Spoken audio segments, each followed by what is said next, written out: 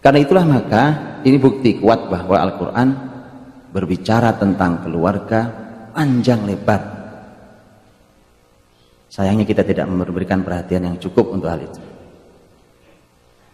Ini tidak lepas dari karena kita membahas keluarga dan kita menganggapnya sederhana dan sepele. Bukti kita menyepelekan tema keluarga adalah kita tidak menyiapkan ilmu sebelum melangkah ke rumah tangga. Mustahil saya membangun sebuah gedung berlantai tinggi tanpa saya siapkan ilmunya dan tim yang kuat untuk itu. Bukan hanya pendanaan, dana banyak. Apa iya saya mau sia-sia mempercayakan dana besar itu kepada orang yang tidak punya cukup ilmu untuk membangun gedung setinggi itu? Tapi rumah tangga dengan sederhana kita katakan sambil jalan. Itu bukti kita meremehkan sesuatu yang diagungkan Quran. Kita tidak cukup.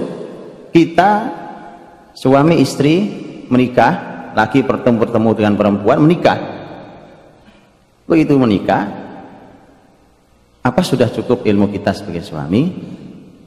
Apa sudah cukup ilmu kita sebagai istri? Asal suka, cinta, cocok kemudian menikah? Oh, kadang-kadang orang menikah sederhana pembahasannya, sama-sama hobi makan bakso Malang, Pak. Kadang-kadang orang punya aneh. Begitu dia punya anak, dia jadi suami, yang suami berubah jadi ayah, yang istri berubah jadi ibu. Bukan karena kita punya ilmu ayah ibu, tapi karena kita sudah punya anak maka disebut ayah dan ibu. Bahwa bagaimana jadi ayah, bagaimana jadi ibu tidak tahu kita. Begitu kita punya cucu, otomatis jadi kakek, jadi nenek. Kita juga tidak tahu bagaimana seharusnya jadi kakek, kita tidak tahu bagaimana seharusnya jadi nenek. Kita pikir itu sesuatu yang tanpa ilmu. Mana yang kurang besar ketika kita diajari dalam surah Al-Furqan 74, walladzina yaquluna rabbana hab lana min azwajina wa dzurriyyatina qurrata a'yun waj'alna lil muttaqina imama.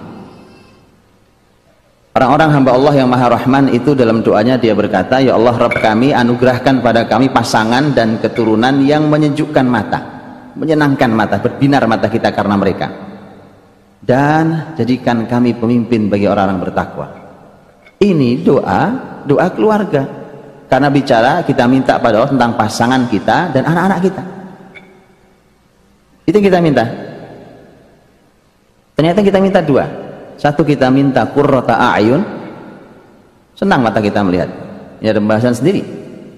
Bahkan mengapa Quran menjadikan tolok ukurnya bukan hati. Dia perhatikan coba.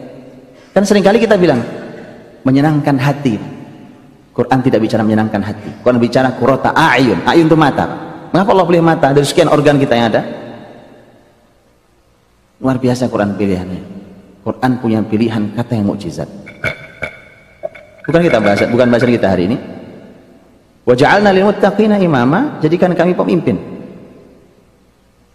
Bicara tentang rumah tangga, pasangan dan anak, sampai kita bicara tentang kepemimpinan. Hari ini kita melahirkan pemimpin, itu latihan, Pak.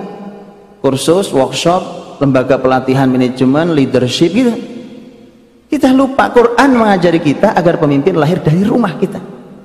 Berarti bayangkan sehebat apa bapak ibunya sampai bisa melahirkan wa ja'alna lil muttaqina imama. Imam bagi orang bertakwa. Dan itu bukan sembarang imam, Pak.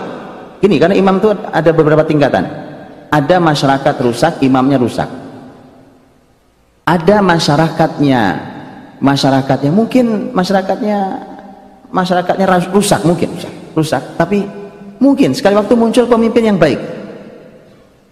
Dan itu tidak banyak bekerja, tidak banyak bisa berbuat apa-apa. Pemimpinnya baik, jujur, amanah, berilmu, di bawahnya semua rusak gitu, ya cenderung dimatikan semua kebijakannya. Bukan itu yang Allah inginkan.